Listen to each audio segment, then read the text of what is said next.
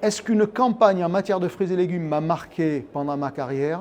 Olivier Dauvert, je suis ingé agri de formation il y a 34 ans et depuis 34 ans, je m'intéresse aux choses du commerce et de la conso et je suis à la tête d'une petite boîte d'édition qui raconte ce que l'on voit en magasin. On fait des livres, des études, des magazines sur le sujet et accessoirement, je suis Monsieur Conso du groupe M6, c'est-à-dire RTL et la chaîne M6. L'avenir du frais et des fruits et légumes en particulier est majoritairement en grande distribution si on regarde les volumes qui y sont vendus, parce que ça représente toujours, allez pour faire simple, 2 fruits et légumes sur 3 qui sont vendus en grande distribution. Par contre, en dynamique, l'avenir n'est plus dans la grande distribution, mais plutôt dans les circuits alternatifs, dans les circuits spécialistes, où les ventes progressent beaucoup plus rapidement. Pourquoi? Parce qu'ils sont tout simplement plus légitimes, parce qu'un spécialiste est toujours plus légitime qu'un généraliste. Rendre le rayon fruits et légumes plus glamour, c'est déjà commencer par appliquer des coefficients de marge plus modestes. Pourquoi? Parce qu'aujourd'hui, ce dont on se rend compte, c'est que la guerre des prix se fait sur les produits gen-codés, c'est-à-dire sur le Nutella, sur le camembert président, sur la crème dessert, donc à la vanille, que sais-je encore, parce que c'est des produits qui sont les mêmes dans tous les magasins. Par contre, les fruits et légumes, c'est des produits que l'on ne retrouve pas avec des marques. Donc, le distributeur, il a la tentation de les surmarger. Et quand vous surmargez un produit, ce qui est le cas des fruits et légumes, automatiquement, vous vendez moins. La logique de club sur les fruits et légumes, illustrée évidemment historiquement par Pink Lady, elle montre que quand l'amont contrôle l'offre, c'est le cas avec la variété.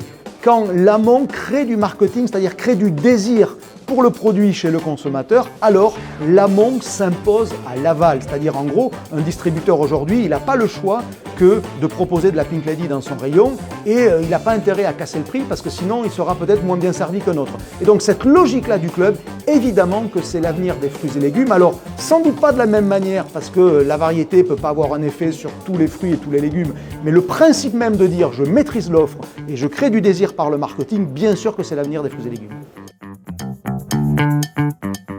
L'idée de Balance ton origine, c'est de permettre au consommateur qui le veut et qui le peut de choisir en connaissance de cause, c'est-à-dire avec l'origine des ingrédients, y compris et surtout dans les produits transformés, qui aujourd'hui est souvent caché. Je sais quand c'est français, je ne sais pas quand ça vient d'ailleurs. Quand j'achète une compote pomme framboise et qu'on me dit que la pomme elle est française, c'est super, mais d'où vient la framboise? On ne me le dit pas parce que ça veut dire qu'elle n'est pas française à ce moment-là. Et Balance ton origine, ça a comme objectif de mettre l'origine de tous les ingrédients sur les produits pour que le consommateur achète en toute connaissance de cause.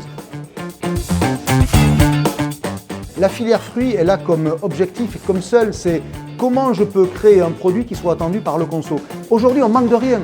Personne n'est obligé d'acheter tel ou tel produit. On le fait parce qu'on le veut. Et donc, ça veut dire qu'on peut répondre à une offre parce qu'on la désire. Eh bien, en matière de fruits, de légumes et d'alimentaire, le mantra, le mot, c'est le désir. Pourquoi j'ai envie de ce produit? Parce qu'il le vaut bien. Et donc, en gros, il faut travailler sur la valeur que le produit embarque par lui-même. La sélection variétale est une façon, et on l'a vu, de le faire. La mise en rayon aussi. Le niveau de marge pratiqué par les distributeurs en est un aussi. Mais en gros, c'est ça. C'est où est pour le consommateur la valeur du produit en face duquel il est quand il est dans le rayon. S'il ne la comprend pas, il n'achète pas. Est-ce qu'une campagne en matière de fruits et légumes m'a marqué pendant ma carrière? Je réfléchis et je suis obligé malheureusement de répondre non. Ça dit peut-être beaucoup du manque de marketing dans les fruits et légumes.